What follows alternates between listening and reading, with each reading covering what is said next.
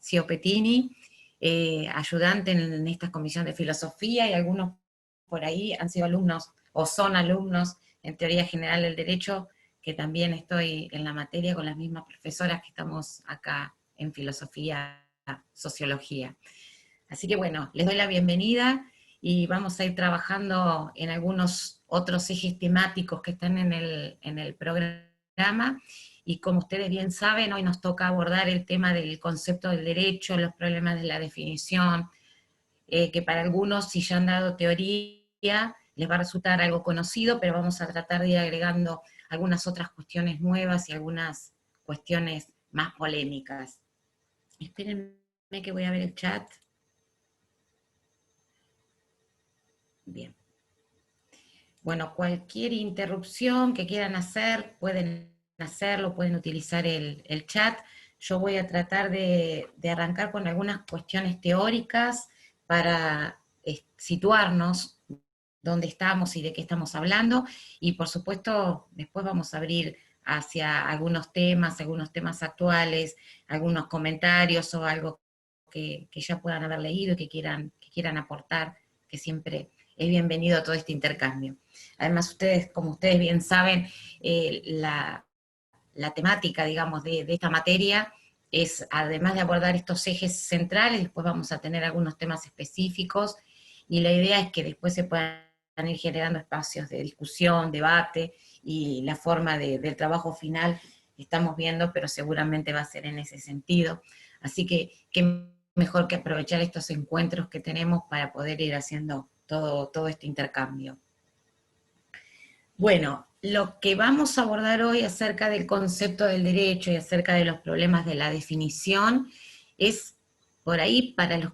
Hay gente que ya, hay muchos que ya han dado teoría del derecho, ¿sí? Sí, los que tienen la cámara lo puedo ver, por lo menos para que hagan el gesto. Bueno, Sí, entonces sí. les va a resultar conocido, les va a resultar, hay cosas que no les van a resultar nuevas porque vamos a retomar en algunos de aquellos conceptos y algunas características que dábamos cuando lo vimos en la teoría. Lo que vamos a tratar en este ámbito de mezclarlo, digamos, con cuestiones más nuevas que tengan que ver con cuestiones actuales, y aterrizar todo esto que decimos desde lo teórico en la práctica y en lo que estamos viendo, para que no nos quede en el plano de la abstracción. Entonces, como bien ya saben y se han dado cuenta, definir el derecho no es una cuestión fácil, no es una... es primero la primera puesta en escena, digamos, que tenemos desde que entramos a la facultad. Encontrarnos con esto, de qué estamos hablando cuando hablamos de derecho, qué está significando la expresión derecho, qué nos está diciendo, y es una problemática que se ha dado y se viene dando desde hace muchísimo tiempo. No hay un criterio unificado en la doctrina ni en la filosofía acerca de cuál es el concepto de derecho. Esto obedece precisamente por las variadas características que tenemos en el ámbito. Primero, como yo siempre lo digo, nuestro objeto de estudio, nuestro concepto a definir es un concepto de tipo abstracto. O sea que eso ya nos crea una dificultad porque nos pone a hablar acerca de determinadas abstracciones. No somos estudiantes de biología ni estudiantes de medicina, donde tenemos un cuerpo, tenemos un animal para estudiar. Somos estudiantes de derecho, y nuestra materia de estudio, nuestro ámbito de estudios es ese conjunto de palabras, de letras, de enunciados que encontramos o en las normas, en el orden jurídico, en la bibliografía, etcétera, etcétera. Entonces, esto hace que se torne aún más dificultoso definirlo o conceptualizarlo de modo tal que lo podamos llevar al plano concreto. Sí hay algunas cuestiones que tenemos que tener en cuenta para abordar la definición, que es estas distintas características que tiene el derecho, que es la multidimensión, ¿sí? Las distintas variedades en que se nos puede presentar el derecho o la definición o el concepto del derecho. Con esto queremos decir, ustedes habrán visto que tenemos muchas formas y encontramos muchos enunciados para referirnos al derecho. Esto no es ni más ni menos que las distintas dimensiones. O bien encontramos normas, o normas jurídicas, o normas de tipo morales, y normas que tienen que ver con la forma en que se van a caracterizar y se van a inducir nuestros comportamientos, y que esto es ni más ni menos que lo que se ha dado en llamar el derecho objetivo. Entonces, es una de las formas en las que nos aparece el derecho. Existen expresiones como esto de que tengo la facultad o tengo el derecho de poder hacer lo que quiero. Entonces estamos en otro ámbito que no es ni más ni menos que el ámbito del derecho subjetivo.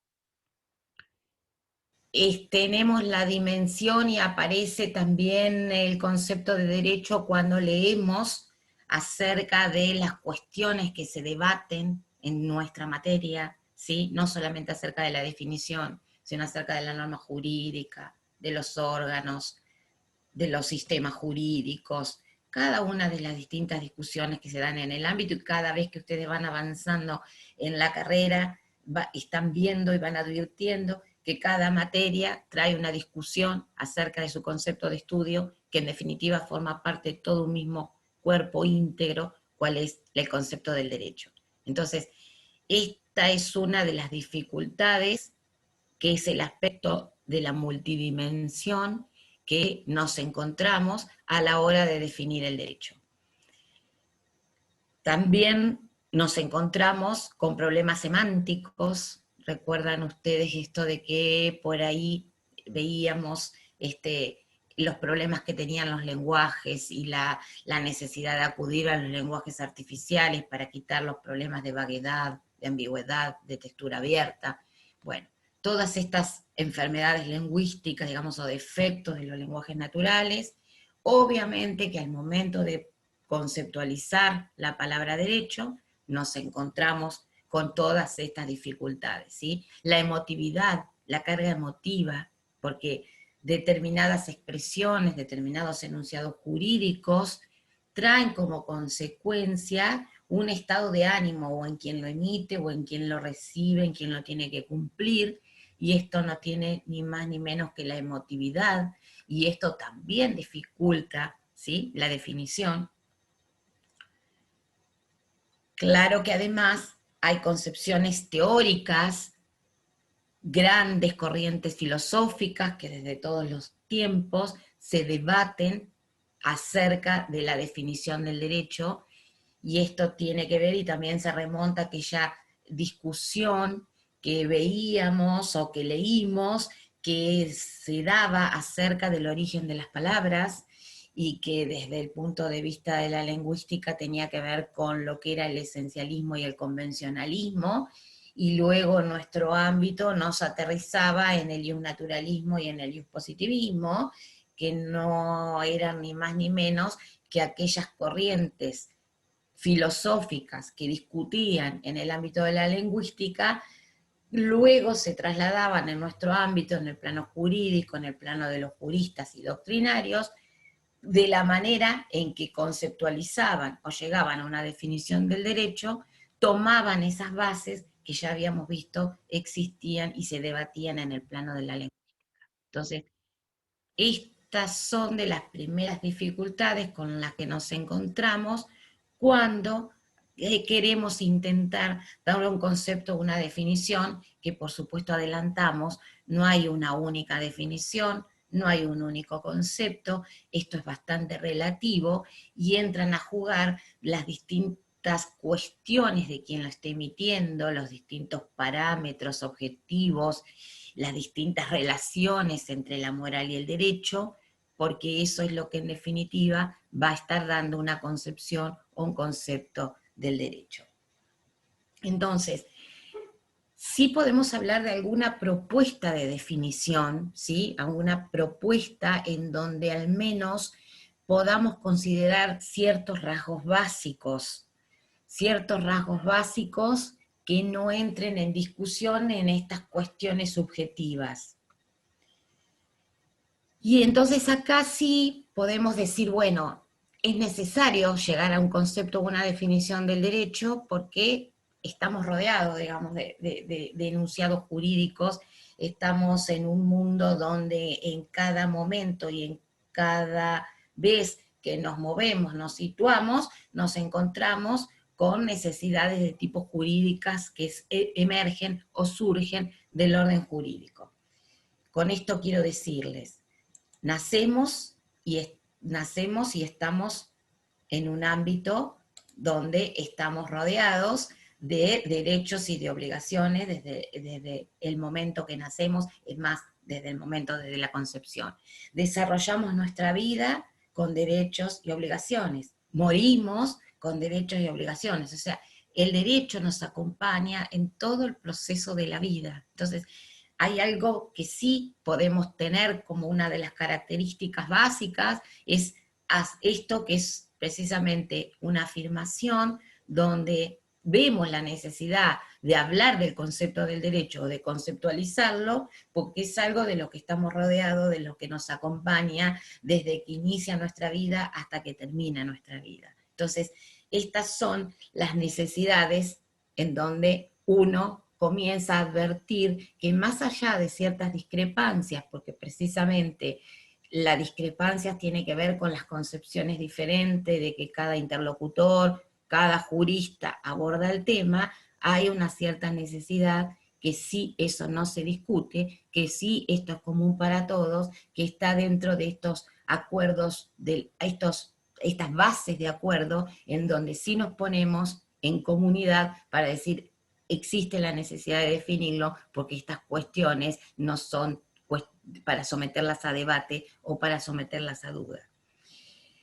Hay otra cuestión que tiene que ver con esto y que precisamente esto es necesario porque el orden jurídico de alguna manera enmarca la relación en una determinada comunidad, ¿sí? Nos da la forma de una organización social donde necesitamos de determinadas normas, de determinadas reglas, necesitamos condicionar o adecuar comportamientos a estos enunciados normativos para poder vivir en un determinado grupo social o en un determinado contexto social.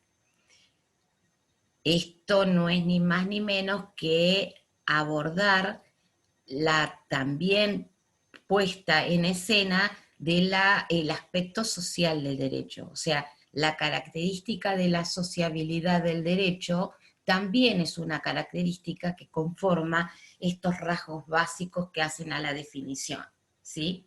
El derecho es necesario porque necesitamos la regulación de los comportamientos, la regulación de la conducta humana. La conducta humana que es libre para poder ejercerla y si no es libre hasta que no afectamos el derecho de los demás, ¿sí? Hasta que no afectamos el derecho de terceros. Entonces, hay una cuestión social imperante que subyace a todas estas cuestiones filosóficas de qué tomamos en cuenta o qué no tomamos en cuenta para definir el derecho, porque precisamente este marco o este aspecto de sociabilidad del derecho es un aspecto que está también dentro de esos contenidos básicos. El encuadre de la sociabilidad, el conjunto de normas o de reglas que adecúan el comportamiento, nos permiten y nos garantizan determinada convivencia, ¿sí? Esa convivencia que va a estar ajustada por estas reglas de conductas. Entonces, esto es, bajándonos de un poco de este plano teórico a lo práctico, las cuestiones que por ahí estamos viendo que nos suceden todos los días, estos reclamos de justicias, estas muertes que aparecen a veces en los medios que tienen que ver con hechos de inseguridad, por ejemplo. Entonces, hay necesidad de adecuar estas conductas para que esto no sea la jungla, ¿sí?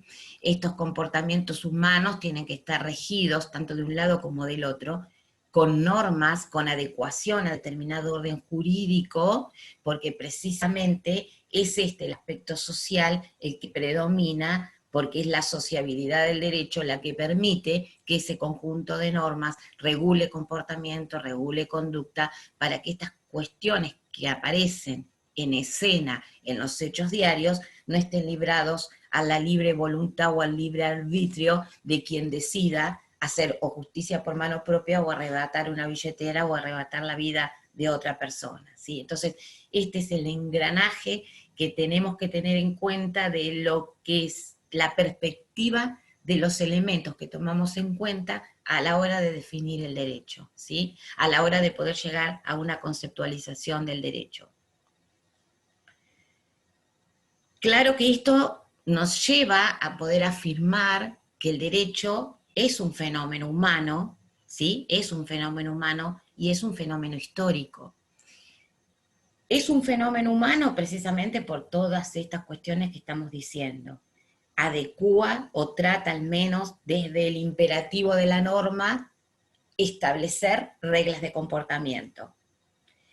Ahora, estas reglas de comportamiento, este imperativo a que adecuemos conductas, a que adecuemos comportamiento, a esa norma, a esas reglas, se dan en un determinado marco histórico.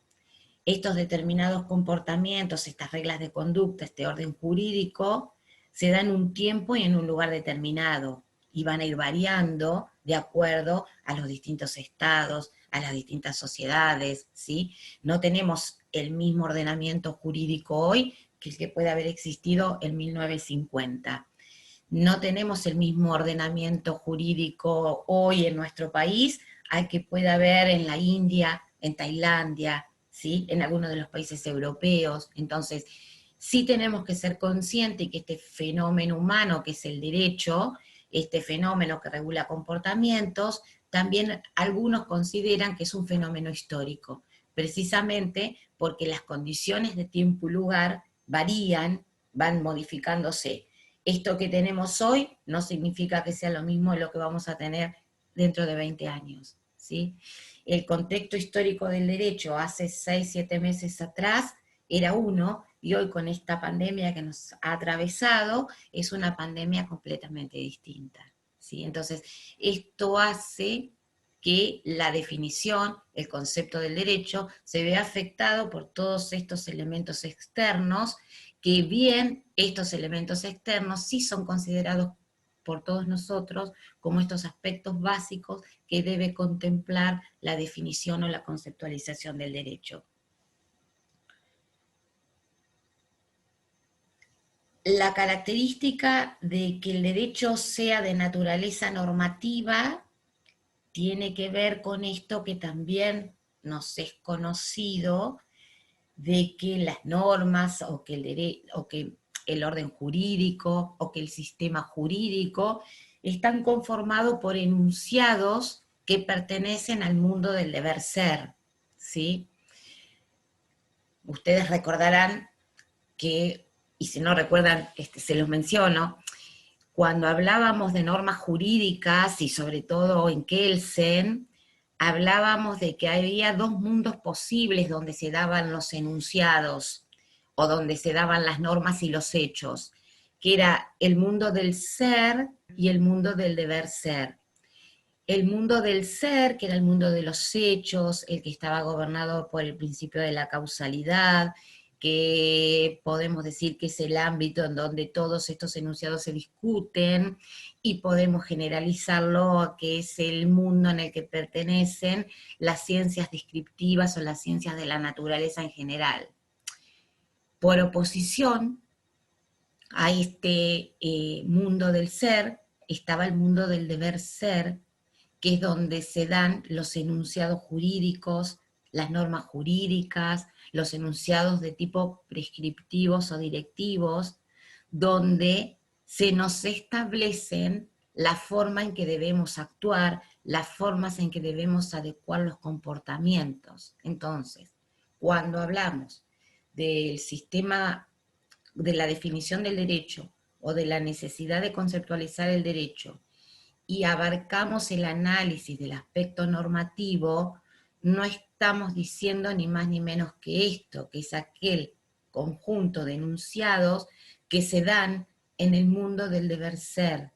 En el mundo del deber ser, donde precisamente lo que gobierna a todos esos enunciados es eso que Kelsen llamaba principio de la imputación, ¿sí? Recuerdan ustedes que era la prevención, la imposición de sanciones hacia conductas indeseadas, hacia conductas que eran llamadas los actos ilícitos. Entonces, existe desde el orden jurídico, existe desde la normatividad una voluntad de regular las conductas, ¿sí? Esa voluntad que en las asociaciones, en las sociedades democráticas se ve reflejada por el trabajo del Congreso de la provincia, del Congreso de la Nación, o sea, el acto de creación de normas de una manera totalmente democrática, de una manera establecida en la propia norma, y a partir de ahí la afectación del comportamiento humano, las limitaciones del comportamiento humano. A partir de ahí, esto debe cumplirse porque precisamente existe el elemento de la sanción, el elemento del acto coercitivo, para cuando no cumplimos o no nos adecuamos, no adecuamos o no adecua el individuo el comportamiento a conductas deseadas, ¿sí? Entonces, cuando tratamos de conceptualizar, cuando queremos definir el derecho, tenemos que rescatar este aspecto de la normatividad relacionado precisamente con el aspecto del mundo del deber jurídico, ¿sí? Del mundo del deber ser, donde las normas que componen el ordenamiento jurídico, que en definitiva son las que forman la base del concepto o de la concepción, son normas con carácter imperativo y que prevén la posibilidad de sanción, la amenaza de daño para cuando no adecuamos los comportamientos a esas normas. Entonces, esta es una de las características que hace a la normatividad del derecho y que precisamente lo que tiene de resalto es la existencia del poder, porque existe poder del Estado para cuando no se adecúan el comportamiento a esas normas mediante la amenaza de daño, que no es ni más ni menos que la sanción, ¿sí? Entonces, ¿por qué estoy diciendo todo esto? Porque todos estos elementos son los que se tienen en cuenta a la hora de conceptualizar o poder llegar a dar o abordar un concepto o una definición del derecho. O sea, no es solamente la discusión de la moral con el derecho como así, es cuestión de cómo la moral se relaciona con las normas. Pero esa moral relacionada con las normas previamente discutió y debatió sobre todos estos aspectos que estamos de alguna manera tocando, mencionando, porque es lo que se ha tenido en cuenta en el marco del orden jurídico, que es lo que va a dar el aspecto para que esto luego pase al plano teórico y se pueda definir. Bien, el derecho tiene la característica también de establecer o tratar de establecer a partir de las normas y de estos enunciados jurídicos estos modelos de comportamiento. Se supone que, y esta es una afirmación que muchos lo hacen y tampoco, y la consideran también dentro de estos elementos básicos para la definición del derecho, que el derecho ha positivizado, ha justificado determinados principios morales y lo ha llevado a esas normas o a esos enunciados jurídicos, ¿sí? Al establecer determinados modelos de comportamiento, ha cumplido con determinadas metas, con determinados objetivos, con determinados fines que están implícitos en un determinado grupo social, que no ha hecho ni más ni menos que reflejar dentro de ese conjunto de normas o de sistema jurídico, ha reflejado valores, ha reflejado principios, ha reflejado preferencias de una determinada sociedad, de una determinada comunidad, y entonces los ha juridificado a esos principios, a esas preferencias, a esa moralidad. ¿Qué significa esto? Lo ha incorporado en el concepto, lo ha incorporado en los enunciados de tipo jurídico. Por eso algunos también hablan de que el derecho es moral, ¿sí? El derecho es moral porque esos principios, esas preferencias, esos valores, esas ideologías que están dentro de la sociedad, las normas, los enunciados jurídicos, los han juridificado, algunos dirían los ha positivizado, los ha incorporado dentro del orden jurídico, dentro de la normativa. Entonces, si están incluidos adentro, la moral también está incluida dentro del ámbito del derecho, y entonces esto es lo que luego, por supuesto, va a dar lugar a la discusión de cómo se ponen o no se ponen de acuerdo las distintas teorías filosóficas acerca de esto. Bien, cuando hablamos de derecho como sistema normativo, estamos haciendo referencia a este conjunto de normas que estamos mencionando, ¿sí? Ya sé que refleja o que limita los comportamientos sociales, y que también esto que les voy a decir no es nuevo, este conjunto de normas modalizan las conductas a través de 4 posibilidades distintas. ¿Cuáles son el prohibido, el obligatorio y el permitido? ¿Sí? Y digo 4 porque podría ser el no permitido también otra posibilidad, que es lo que está dentro del ámbito del facultativo. Es lo que a mí me permite elegir si realizo o no realizo determinada conducta. Entonces, el aspecto normativo implica incorporación dentro del sistema jurídico, dentro del orden jurídico, en definitiva dentro de la definición del derecho, enunciados que prohíben conductas. Entonces sabemos, el individuo, la comunidad sabe que hay conductas que están prohibidas, que no se pueden realizar, y luego, claro, la amenaza de daño, la imposición de la sanción, lo que ustedes quieran llamarlo, para el que lo realiza. Conductas que me son obligatorias, que les son obligatorias a la sociedad, al grupo social, a los individuos, realizarlas, porque precisamente el orden jurídico se encarga de establecer la obligatoriedad de ese enunciado, ¿sí? Y conductas, modaliza conductas que están dentro del ámbito del facultativo. ¿Sí? ¿Qué es el facultativo? Esto que me permite a mí decidir si realizo determinada acción, si realizo determinada conducta o no la realizo. Entonces, esto es lo que permite que uno pueda jugar con la voluntad, ¿sí? En este momento, digo, puedo dejar la cámara encendida, puedo dejar la cámara apagada. No es ni más ni menos que el acto de voluntad, es el facultativo de la elección de la conducta que quiero realizar, del comportamiento que quiero realizar, ¿sí? Entonces, no diría lo mismo, por ejemplo, con el del silencio, porque si esto se impone, se nos impone de forma obligatoria para que no tengamos interferencias, para que ustedes puedan estar escuchando esta charla, esta conversación que estamos teniendo. Entonces, sí hay más posibilidad que el silenciar sea un carácter obligatorio que no esté dentro del ámbito de lo facultativo, ¿sí? Entonces, estas cuestiones marcan el aspecto normativo, uno de los aspectos normativos, y tenemos que ser amplios en este sentido porque precisamente cuando hablamos de orden jurídico o de norma jurídica, hablamos de todo este tipo de normas, no solamente de las que tienen sanción. Estamos hablando de las que están prohibidas, o mejor dicho, de normas que establecen conductas o comportamientos prohibidos, pero estamos hablando también de normas que establecen conductas o comportamientos y se nos impone en forma obligatoria, o se da el aspecto de la elección del facultativo que marca qué pueda o no pueda hacer.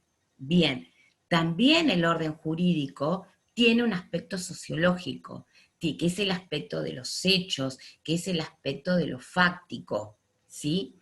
Y aquí también hay relaciones entre el derecho y lo social. Entonces, también dentro de la definición del derecho se contempla el aspecto sociológico, o sea, el aspecto normativo.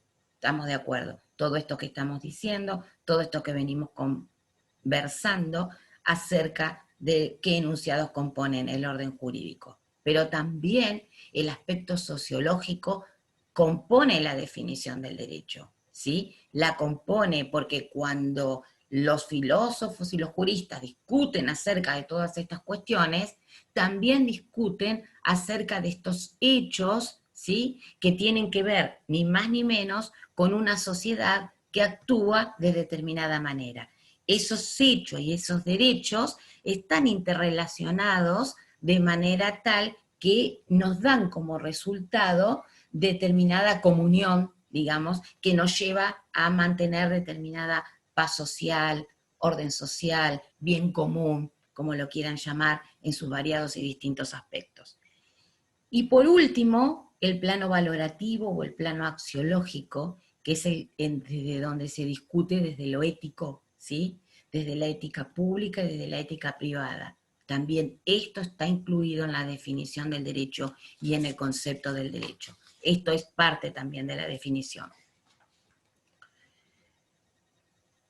Tenemos entonces que todos estos aspectos confluyen para poder abarcar o sentar las bases que se van a tener para llegar a la definición del derecho o a la conceptualización del derecho, ¿sí?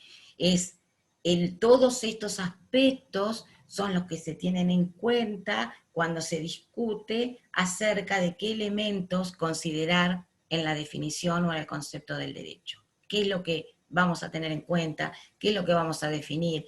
¿Qué es lo que están queriendo decir estas posturas filosóficas que discuten desde el origen de la historia acerca de la definición o cómo dar una definición del derecho? Es precisamente encargándose de todas estas cuestiones que son las que estamos presentando aquí, que son las que de alguna manera forman una base, ¿sí? Una base en donde mínimamente se ha logrado consensuar como para a partir de esto decir, bueno, empezamos a discutir de otras cosas y que estas otras cosas tienen que ver con la relación del derecho y la moral, ¿sí? Entonces, ¿qué tenemos hasta acá? Tenemos ciertas concepciones básicas en donde nos estamos poniendo de acuerdo, en donde decimos, bueno, esto dentro del ámbito de la definición del derecho o del concepto del derecho no se discute, ¿sí? Esto no se discute, porque está conformado este conjunto de enunciados en su aspecto normativo, sociológico, axiológico, valorativo,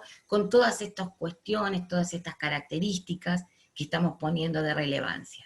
Ahora, esto no se discute y esto es la base para luego decir, bueno, ¿cómo interactúan? ¿Cómo juegan dentro de lo teórico esta relación entre el derecho y la moral, entre el derecho y los valores, entre el derecho y los principios, para que nos se puedan dar o podamos llegar a un concepto o una definición de acuerdo a determinadas pautas o a determinados parámetros?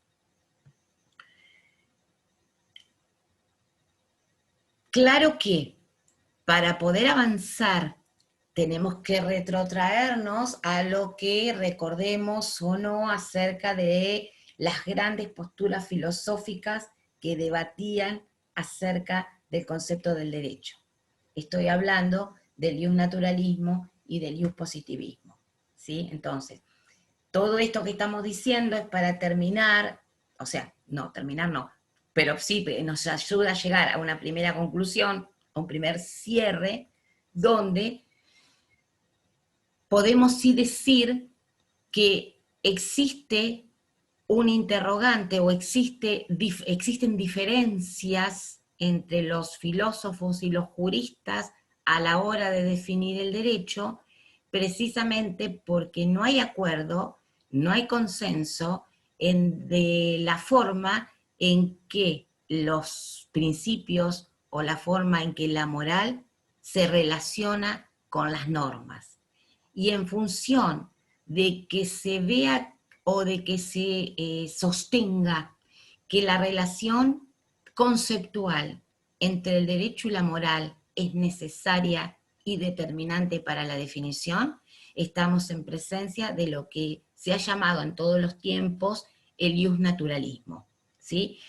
Ahora como esto, digamos, los pensadores han evolucionado, algunos lo llaman el no iuspositivismo, pero si nos mantenemos de acuerdo a las tradiciones o a las posturas filosóficas tradicionales, podemos decir que aquellas que sostienen que es necesario mantener una relación conceptual entre el derecho y la moral son las que llamadas posturas del iusnaturalismo.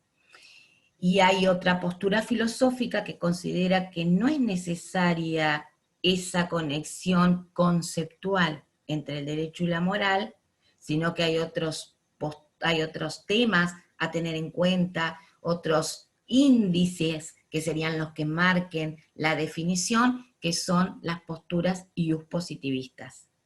¿Sí? Entonces, estamos en presencia de una discusión conceptual entre el derecho y la moral. ¿Sí? Nadie está hablando de moral, nadie está hablando de la existencia o inexistencia de moral, entre comillas. La diferencia es sobre la necesidad conceptual en unir la moral con el concepto de derecho, ¿sí? Quienes unen la moral con el concepto del derecho están correspondiéndose con una postura iusnaturalista. Quienes sostienen que no hay necesidad de una conexión entre la moral y el derecho, de una conexión de tipo conceptual, estamos en presencia de una postura iuspositivista. ¿Sí? Esto es volviendo a aquello que nosotros por ahí hemos leído, ya lo sabíamos y ahora lo tenemos que retomar para poder llegar a una acabada definición o a un acabado concepto o concepción del derecho. Digamos entonces que podemos hablar de tesis de identificación y tesis de separación, ¿sí? Las tesis que identifican la moral con el derecho y que dan lugar al iusnaturalismo, y las tesis que separan la moral con el derecho y que dan lugar al iuspositivismo. Sí vale la pena recordar algunas cuestiones teóricas para que sepamos de qué estamos hablando cuando hablamos de iusnaturalismo y de qué estamos hablando cuando hablamos de iuspositivismo. Me parece necesario, entonces, que recordemos que hablar de iusnaturalismo es sostener dos tesis fundamentales que resumen todo el pensamiento iusnaturalista. Una primera de filosofía ética, que es aquella que establece que existen principios de moral y de justicia universalmente válidos y asequibles a la razón humana, ¿sí? Quizás lo recuerden.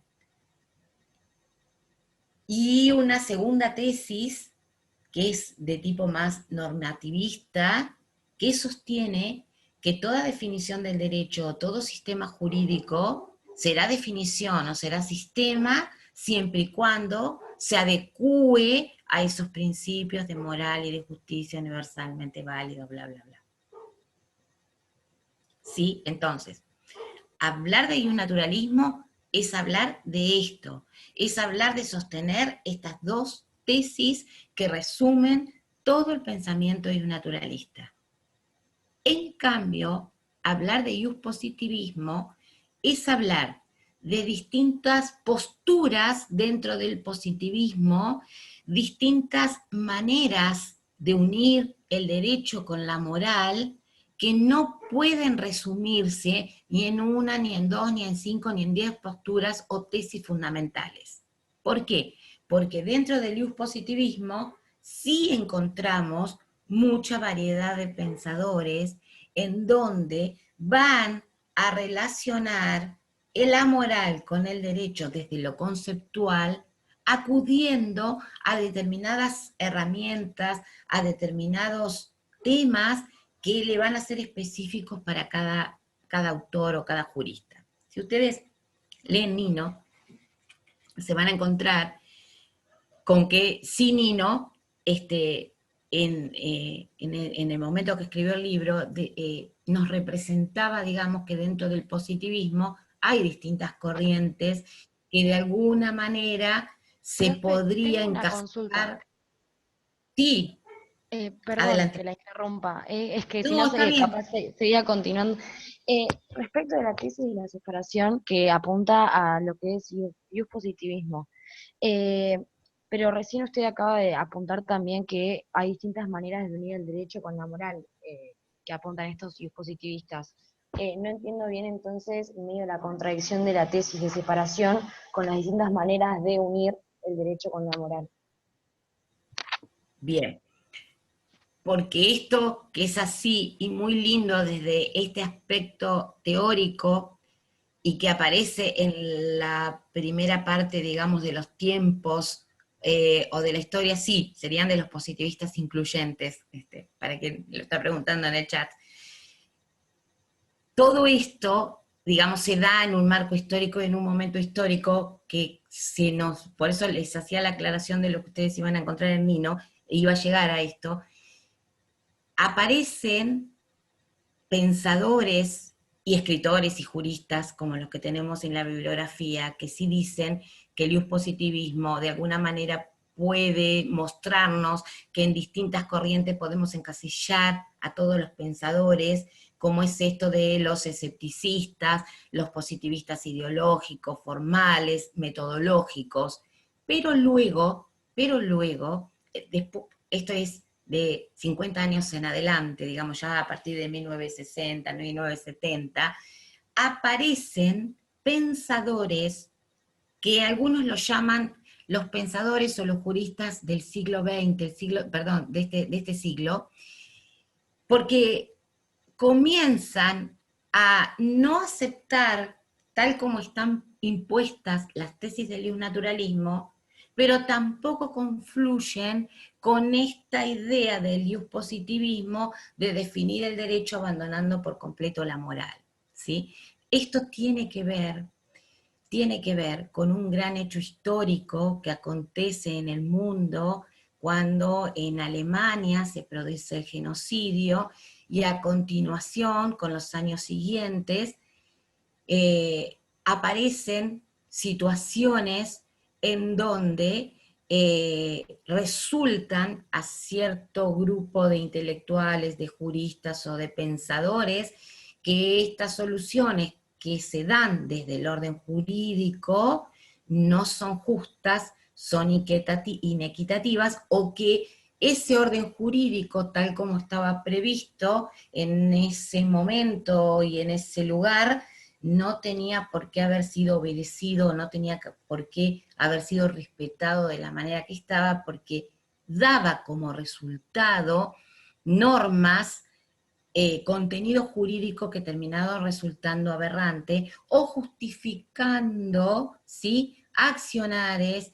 y formas de conducta, formas de comportamiento que resultaban siendo inmorales, y entonces se ve la necesidad de incorporar esta moralidad dentro de la definición. Por eso que dentro del positivismo aparecen pensadores, que son estos pensadores contemporáneos, donde lo que más a mano tenemos, digamos, y lo que más hemos visto por ahí, o que más les va a resultar es Dworkin, pero también estas Fines, Fuller, de todos estos pensadores contemporáneos, donde agregan distintos condimentos, por decirlo de alguna manera, en la definición del derecho y en el concepto del derecho, y que ya no pueden sostener esta idea de que no se ve reflejada esta comunión conceptual entre la moral y el derecho,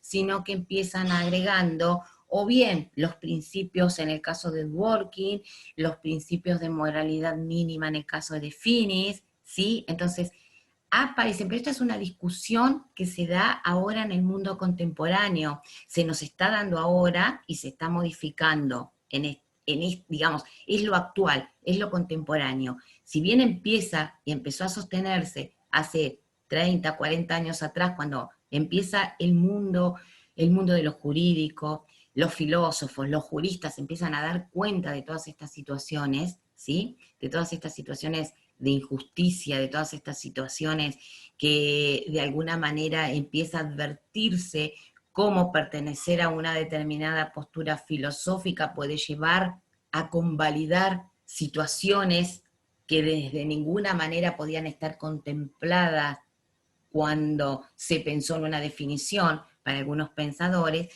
Esto hace que vaya mutando. Y esto quería decirles que cuando Nino recrea en el capítulo de definición del derecho las distintas concepciones del positivismo, desde donde más se puede rescatar o se puede percibir esta necesidad es desde el positivismo metodológico conceptual, que si bien esta corriente del positivismo arranca de la misma manera que las demás, digamos, sostiene que no hay necesidad de una concepción conceptual entre el derecho y la moral, es una corriente del positivismo más atenuada. Espérenme, porque está pasando algo acá. Ahí está. ¿Me escuchan, no? Bien. Es una corriente del positivismo más atenuada, es una corriente del positivismo donde de alguna manera comenzó a advertir ya en esa época y en tiempos anteriores al genocidio, la necesidad de que la definición del derecho no necesariamente tenía que convalidar con principios de moralidad y de justicia universales, pero sí debía incluir en la definición ciertos principios de moralidad mínima, que los incluía en la definición, los incluía en el concepto y los juridificaba, que era esto de lo que les hablaba hace un ratito, cuando hablaba de que para muchos juristas o muchos autores la necesidad de juridificar el derecho no es ni más ni menos que es la perspectiva de que estas preferencias, estas ideologías, estos valores estén incorporados en la definición del derecho.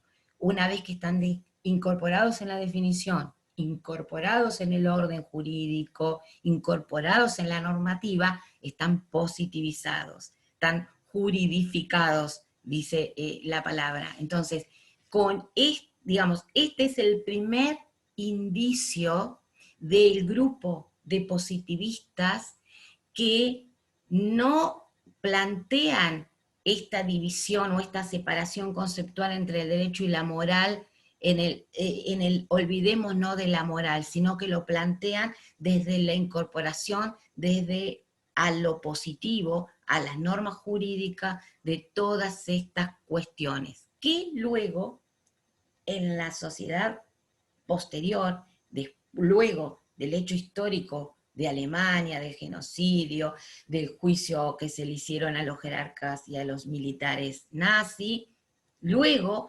comienza a haber nuevos pensadores, nuevos filósofos, donde sostienen ya no esto de juridificar la moral o juridificar valores o juridificar principios, sino que empiezan a discutir sobre la necesidad de que ciertos principios deben estar por encima de las normas o por encima de las reglas, que ciertos principios, si están en pugna con las reglas o con las normas, deben prevalecer, que hay cierta moralidad mínima que debe estar incluida dentro de la definición, dentro del concepto o dentro del orden jurídico. Y esta es la cuestión que hoy en día se debate y hoy en día está trayendo nuevas perspectivas acerca de la definición del derecho. Hay juristas que dicen, estamos yendo realmente estamos teniendo un nuevo paradigma, una nueva definición del derecho, y bueno, es precisamente lo que tenemos que empezar a considerar si es que estas cuestiones que nos llevan a plantearnos y todos estos hechos que a veces vemos en la vida diaria, en estos hechos que nos rodean, que tienen que ver con el derecho, si estas cuestiones no están nuevamente en el marco de toda la discusión, en el marco de toda esta concepción. ¿Cómo concebimos al derecho? ¿Qué valores o qué para nosotros, qué tiene que tener estos valores, tiene que tener estos mínimos contenidos de moralidad, o seguimos o sostenemos que el derecho es derecho porque está conformado por ese conjunto de reglas, de normas, que es lo que conforma todo este paquete del orden jurídico, y a partir de ahí lo definimos, tenemos eso, y sálvese quien pueda, o estése a lo que dice ese conjunto de enunciados. Doctora, Díganme, pregúntenme, ahí está, sí, sí. claro, es que es contradictorio porque se han incorporado los principios fundamentales, han tomado rango constitucional, los valores sobre todo en derechos humanos, integridad, entonces esos principios cómo contradicen un derecho, sería imposible en ese caso aislarlo de algo, de un valor, de lo axiológico. ¿Cómo se compatibilizaría esas dos posturas? Bueno, Bueno, eso es precisamente lo que se debate. Esto es precisamente lo que tenemos. No vamos a tener una respuesta única.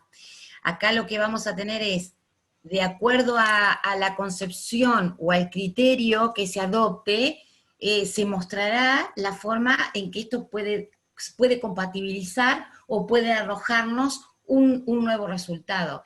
Yo los invito a que podamos reflexionar y a que podamos pensar sobre esto, y que se animen desde el lugar que ustedes están ocupando, de esto que estamos charlando, decir, bueno, ¿cuáles son estos ideales o estos conceptos, o qué es lo que debería incorporar la definición del derecho para que todas estas cuestiones estén incluidas y no queden afuera? ¿Quién se anima a arriesgar una opinión? ¿Sí? Ustedes saben que este es un marco amplio donde siempre que tenga que ver con estas cuestiones, digamos, que debatimos, pueden expresarse y los invito a que lo puedan hacer para, de alguna manera, reflexionar sobre esto, que es esto que a ustedes les está trayendo la inquietud de poder decir, bueno, esto, ¿cómo lo compatibilizamos? ¿Cómo vemos? No hay una respuesta única, esto yo ya se los adelanté y ustedes ya lo saben. Esto es en función de la postura filosófica que adoptamos. Bueno, podemos decir esto, podemos sostener esto, y con qué criterio sostenemos esto. ¿Quién se anima?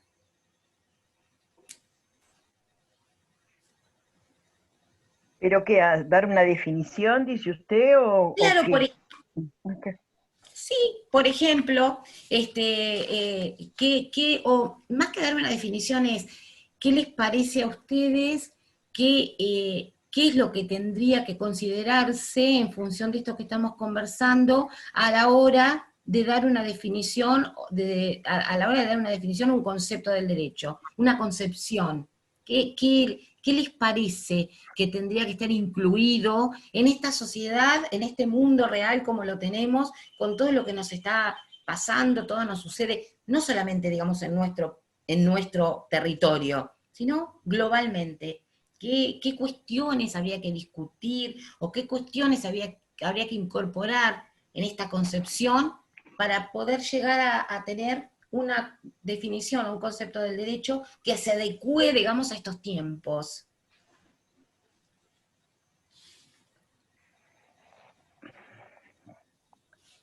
No sé, yo Es para que se animen, Sí, sí, obvio. Para mí tanta discusión bueno, yo soy grande, entonces hace tanto que escucho esto, y tanta filosofía, y veo, o sea, ser más pragmático, que vaya más a lo concreto, a lo real. Hacemos tantos principios fundamentales, y la eficacia de eso, cómo una aplicación concreta, más que en la divagación de tanto, sino que sean más concretos, que se aplique a la real necesidad más de este mundo actual, ¿no? Hacemos muchos principios de igualdad, de libertad, pero es cuando yo a mí al menos más restringido lo veo. bueno, pero esto precisamente porque, a ver, yo les consultaba esto, le traía esto, porque de esto da, digamos, como corolario, es a la hora de definir el derecho, tener cierto contenido, ciertos criterios en claro, porque no nos olvidemos que esto se ve reflejado también en la norma de tipo individual. ¿Qué digo cuando digo individual? Digo sentencia judicial, digo decisión judicial. Entonces esto nos lleva a algo que seguramente ya estuvieron hablando o conversando en la clase pasada cuando hablaron de metaética, a la decisión correcta, ¿sí?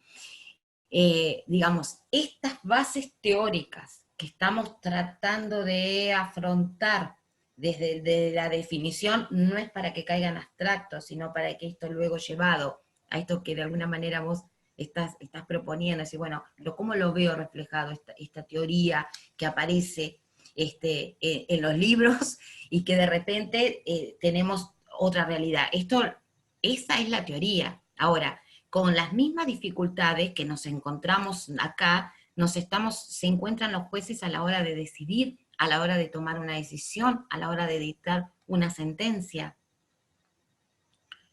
Me están preguntando, ¿se va a subir? He subido, creo, el libro de Introducción al Análisis de Derecho de Carlos Nino. Ya creo que está en el campus. Bueno, lo confirman, no se lo subimos porque ahí es capítulo 2. Y también hay otro de filosofía del doctor Mario Portela que creo que está subido. Y después, Paula, no entiendo tu pregunta. Somos dos, poner en los hechos todos esos principios. No sé si es un comentario, es una pregunta. Claro. Decime, si querés.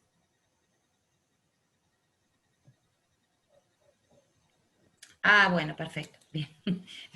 Era un chat privado que apareció acá, ¿eh? El libro de Nino sí es el mismo que el capítulo 2 para definición del derecho, es el que utilizamos en teoría general del derecho, ¿sí? Esto les va a dar la pauta de estos teóricos que estamos agregando.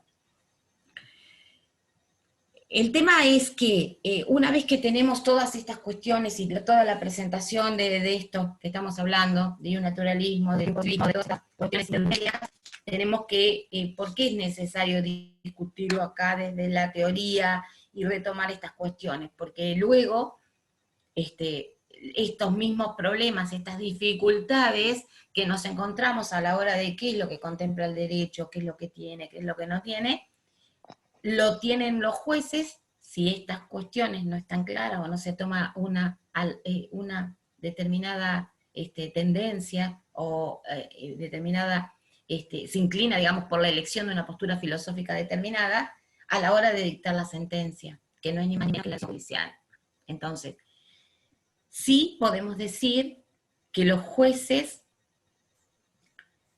en ciertos casos recurren a principios morales para justificar sus decisiones, o a principios, ¿sí? Entonces, ¿hay necesidad? ¿Se necesita que se recurra a estos principios morales? Cuando hay principios morales que contradicen con las normas, digamos que hay contradicción, ¿qué deben hacer los jueces? ¿Deben seguir con la norma o deben tomar esa contradicción y negarse a aplicar la norma? Sabemos que desde el orden jurídico las normas, lo que estamos diciendo hasta el momento y lo que hemos venido diciendo, las normas están puestas, no son impuestas. Nos son impuestas. O sea, están puestas y no son impuestas. O sea, adecuamos comportamiento por la amenaza de la sanción, por todo lo que estuvimos diciendo. Entonces, esto empieza a entrar en juego a la hora de tomar una determinada decisión, que no es ni más ni menos que la que tienen que tomar los jueces. A veces, identificar un sistema jurídico o decir, bueno, este es el orden jurídico, este conjunto de normas, esto implica emitir juicios de valor. Juicios de valor acerca de la justicia. Y otra cuestión que también aquí aparece es decir, bueno, la ciencia del derecho, la ciencia jurídica, tiene que ocuparse de emitir todas estas valoraciones, emitir enunciados, estudiar acerca de todas estas cuestiones, o cómo sin incoherencias. Perdón. Y si quieren, decime. No, yo, Mirta. Es que es imposible que un juez es una persona, ante que un juez es una persona, un ser humano. Y yo creo que es imposible abstraerse de, por más profesional que sea, abstraerse de sus propias convicciones, de sus valores morales, de lo que arrastra, de lo que mamó, digamos, en una palabra. Entonces, es imposible evadir de los juicios de valor. ¿Cómo hace para no aplicarlos por más profesionalismo que quiera tener? No sé, una idea, ¿no? Bueno, precisamente enmarcarse en pautas objetivas que de alguna Ah, manera estén trazadas ayuda a eliminar la subjetividad. Pero claro que hay cuestiones de principios y cuestiones de moralidad que de alguna manera condicionan. Pero entonces aquí empieza a entrar también el tema de la interpretación y el tema de la argumentación. ¿Cómo se interpreta la norma? ¿Cuál ha sido el espíritu del legislador? ¿Qué es lo que ha querido decir el legislador cuando se refirió a este hecho o a esta cuestión con esta determinada palabra? ¿O cuál ha sido esa intención, ese espíritu de esos legisladores cuando trataron? ¿En qué contexto histórico? ¿En qué tiempo? ¿En qué lugar? Entonces, todas estas cuestiones comienzan a anclarse, comienzan a tender una red de contención para que uno desde la objetividad pueda trazar un determinado contenido y pueda finalmente emitir un enunciado o decidir una determinada cuestión judicial. Esto tiene que ver precisamente con la justificación, o sea, cómo hacen o cómo hace el órgano, cómo hace un juez para tomar una decisión correcta, ¿sí? Y que esa decisión sea realmente una respuesta correcta. Sin embargo, hay dos pautas, digamos, de alguna manera objetivas que podrían ayudar a respondernos esto. Una que tiene que ver precisamente con la justificación, que ahora lo vamos a aclarar un poquito. Y otro con el principio de coherencia, ¿sí? La coherencia. La coherencia que no es ni más ni menos que la misma coherencia que ustedes vieron a la que responden en principio los sistemas jurídicos o los órdenes normativos. Tiene que existir dentro del diagrama de las normas jurídicas o de un orden normativo determinado, eh, determinadas características entre esas normas, de tal forma que esas normas no se contradigan, que esas normas no sean redundantes, que esas normas traten de aportar las soluciones a la mayor cantidad de casos posibles. Esto nos da un sistema jurídico, un orden normativo coherente. Entonces, si nosotros analizamos si el juez tiene un determinado hecho para ser juzgado, tendrá que ver cuáles son todas las premisas, ¿sí? ¿Y se acuerdan ustedes cuando aparecían en los razonamientos estos de los silogismos, sí, premisa 1, premisa 2, premisa 3, la conclusión? Entonces, sí. esa es una posibilidad de poder emitir finalmente el fallo, la resolución, la decisión judicial, siguiendo las determinadas pautas que me da la coherencia o que da la coherencia que está prevista dentro del sistema. Y luego, por supuesto que eso tiene que estar justificado porque esa justificación de por qué adopto esa norma que tiene que ver con determinada premisa anterior, que a su vez tiene que ver con determinado hecho, con determinada circunstancia, da lugar a la generación de esa decisión judicial, ¿sí? Esa decisión judicial que no es ni más ni menos que la norma individual, ¿sí? que es la que también conforma la base de ese sistema jurídico, la base de ese orden jurídico, y que finalmente terminaría también formando parte del concepto de derecho o de la definición del derecho. Estaría creando derecho el juez. Claro, puede crear derecho, puede crear derecho, puede crearlo o puede recrearlo, ¿sí? Porque si lo que hace el juez es adecuar las distintas premisas a las normas existentes, ¿sí? ¿Sí? Un ciudadano en un lugar determinado, en una hora determinada, en determinadas circunstancias, con determinada los hechos que son sometidos en un despacho de un juez a evaluación para luego de ser analizados, de tomar el juez una decisión y resolver sobre esos hechos, esto merece toda una elaboración intelectual del órgano que adecúa cada una de esas circunstancias, cada uno de esos hechos a las normas, que argumenta de qué manera relaciona esas normas, esos hechos con esas normas, y luego que lo argumenta, lo interpreta, puede llegar a decidirlo. ¿Sí? Entonces, esto no está solito y aislado. No estamos en este ámbito, en la Facultad de Derecho, donde nosotros no es que solamente estamos recibiendo la información que nos marca un diario, nos marca un noticiero. Estamos analizando todas estas cuestiones precisamente porque lo que tenemos que ver y tenemos que poder llegar es al fondo de todas estas cuestiones, ¿sí? Si esto se está resolviendo, se está tomando de determinada manera, esto es porque obedece al cumplimiento de determinada norma, de determinada regla que impone esa forma. O si no se eligió, hay posibilidad de que se pueda elegir otra norma del sistema, otro enunciado que también complazca con determinadas características y que dé la posibilidad de que se pueda resolver o pueda ser visto desde otra óptica diferente. ¿Sí? Entonces, estas son las cuestiones que se tienen en cuenta y las cuestiones que empiezan a sembrarnos la duda a la hora de decir, bueno, ¿con qué de todas estas características, con cuáles de todas estas características finalmente me quedo para poder llegar a tener una definición o un concepto del derecho que se adecue o que me cubra la mayor cantidad de posibilidades o la mayor cantidad de situaciones posibles desde esa definición?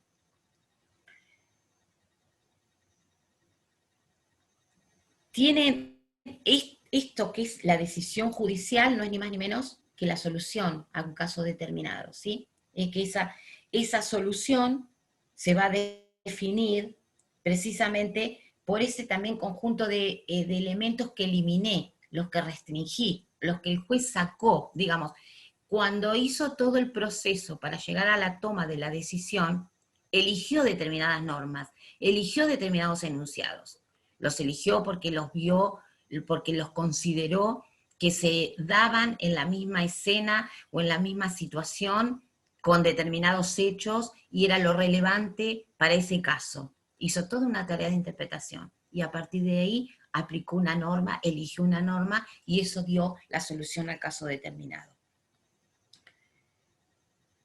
Cuando las soluciones son soluciones a casos individuales, digamos, se satisfacen necesidades individuales y cuando son colectivas se satisfacen necesidades colectivas, pero digamos, tienen, por supuesto, mayor escenario cuando son de tipo colectivo, porque precisamente se evalúan y se aplican sobre los comportamientos de determinado grupo social, de determinado grupo en una sociedad en un momento determinado. Entonces esto es, digamos, como para, bueno, no solamente son las decisiones judiciales que involucran a 1 o 10 ciudadanos determinados, sino también las decisiones judiciales que se aplican a determinado grupo, son también las que componen las bases de este sistema, que en definitiva son todo el componente de lo que forma la base de esto que luego va a dar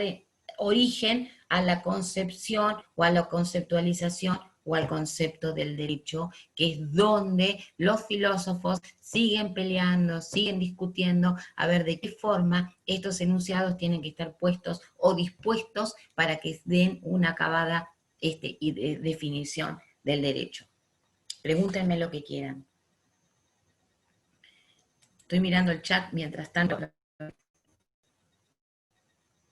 Toda esa cuestión de las decisiones judiciales y de tratar de mantenerlo siempre a derecho, que sea por lo menos coherente con el derecho, ¿no termina siendo que por ahí deje de lado el aspecto sociológico del derecho y de lo que en ese momento la sociedad entiende como justicia?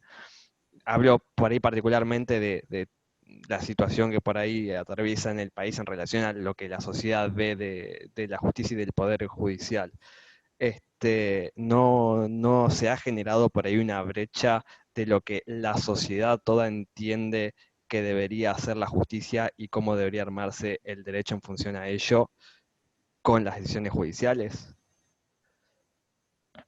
Bueno, volvemos a lo mismo que decíamos cuando hablamos de esto del aspecto social.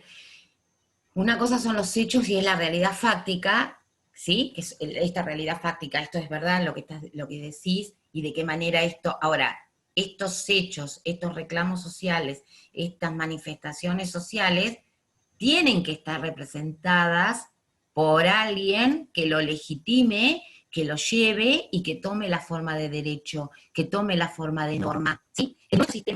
En nuestro sistema tenemos un sistema de normas escritas, entonces tendrá que plasmarse de esa forma, ¿sí? Sea a partir de una norma o de una ley que saque el Congreso, a partir de una norma individual que resuelvan los jueces, por los planteos de inconstitucionalidad, por ejemplo, por los planteos de determinado reclamo que se judicializa y que es el juez quien lo resuelve. Entonces, eso es el aspecto social y el aspecto fáctico. Ahora, las formas y el procedimiento es también como lo enmarca el orden jurídico. Cuando la definición del derecho es amplia y los incorpora, lo incorpora siempre desde el discurso jurídico, ¿sí? Desde el discurso jurídico.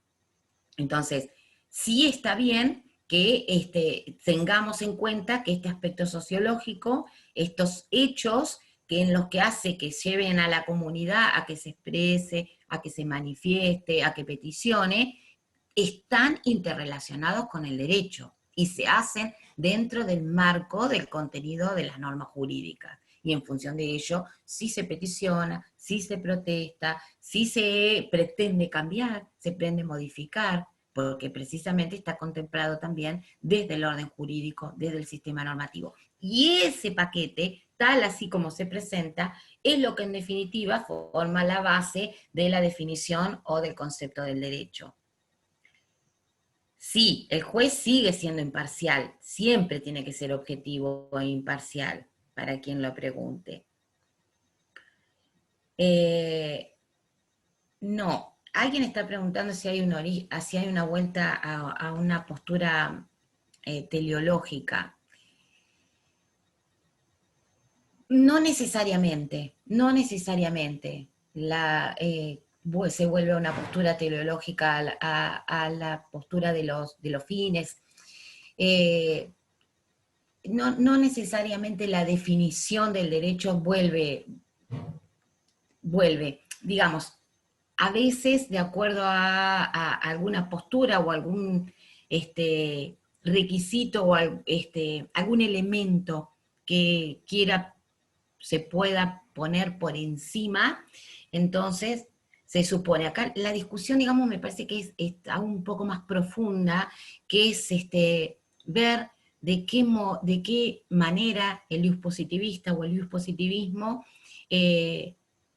termina aceptando incorporar la moral o la moralidad dentro de las normas, dentro de la definición, dentro del discurso jurídico. Yamila, ¿qué es esto? No termino de entender. ¿Querés preguntarme?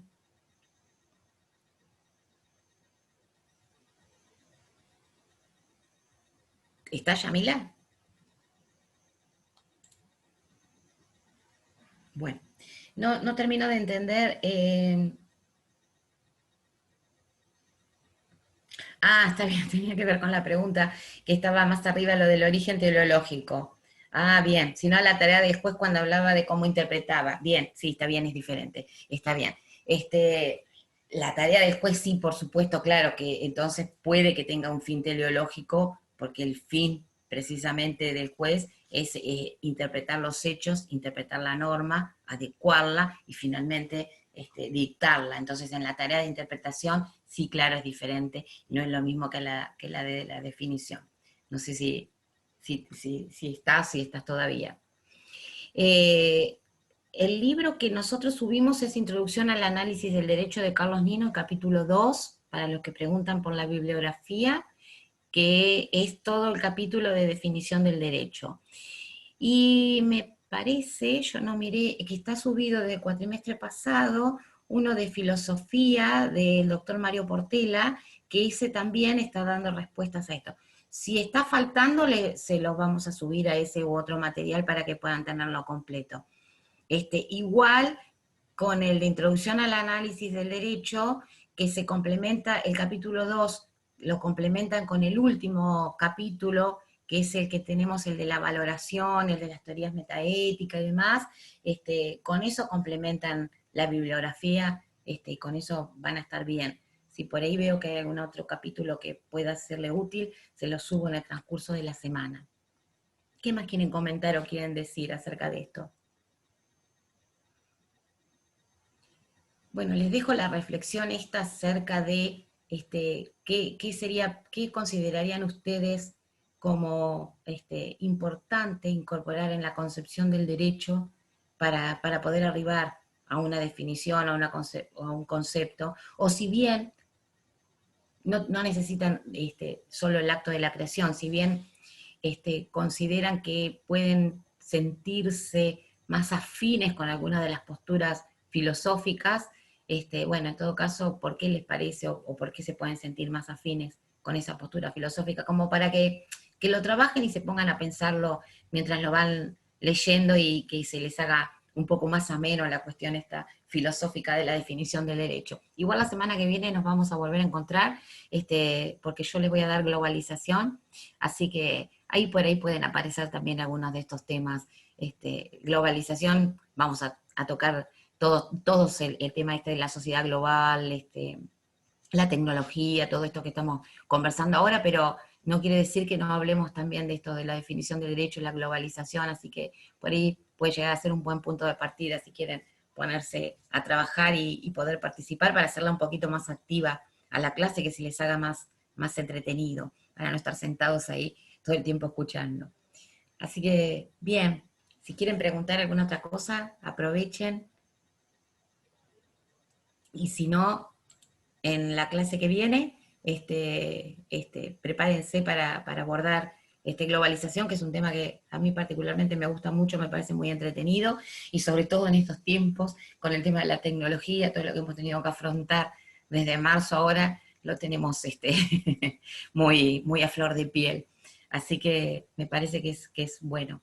Y lo que se les ocurra entonces para la clase que viene y que quieran agregar acerca de la definición y demás, estaría bueno que lo trabajen y lo aprovechen esta semana con lo que lean, refuercen y lo charlamos entonces la clase que viene, si les parece. Para globalización hay subido el campus material, lo que pasa es que va a quedar, ya está todo subido al campus. Hay ya subido material que usamos el cuatrimestre pasado, que es un artículo bien entretenido, que es con lo que vamos a trabajar. Así que si quieren adelantar lectura, y pueden adelantar también con eso. Igual lo voy a chequear. Si veo que no está subido, les prometo que se lo subo para que lo puedan tener.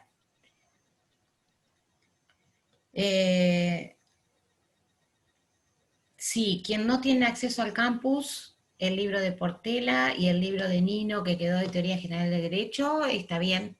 Y el de Nino agrega, además del capítulo 2, el último, con eso está bien como para abordar este tema. Y globalización sí se va a subir material distinto que no tiene que ver con esta bibliografía.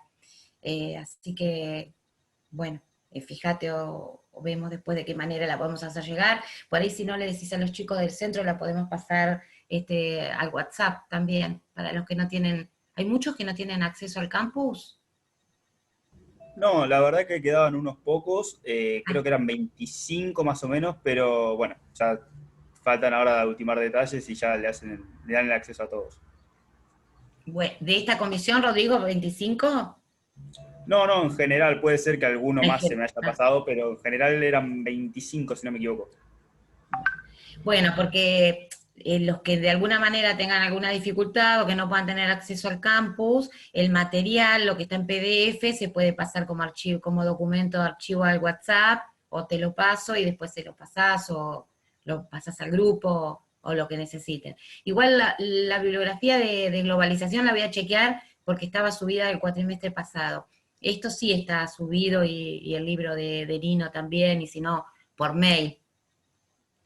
Bueno, que en todo caso se comunican con Rodrigo, y Rodrigo me hace saber si alguien está pidiendo bibliografía o lo que sea, que no tenga acceso al campus, y lo ponemos para que lo puedan ir leyendo. ¿Eh? Hasta luego, doctora. Bueno, Hasta otra clase. Hasta luego. bien, entonces, eh, sí, el capítulo de definición del derecho también de Portela, es para quien esté preguntando por esa bibliografía. Bueno, entonces el próximo miércoles, 16:45, nos encontramos nuevamente. Suerte, pónganse a leer, que les sea entretenido, y traigan algo novedoso para globalización entonces. Bueno, Nos vemos. Gracias. gracias. Gracias, Buenas tardes. Rodrigo. Buenas tardes. Bueno, nos vemos.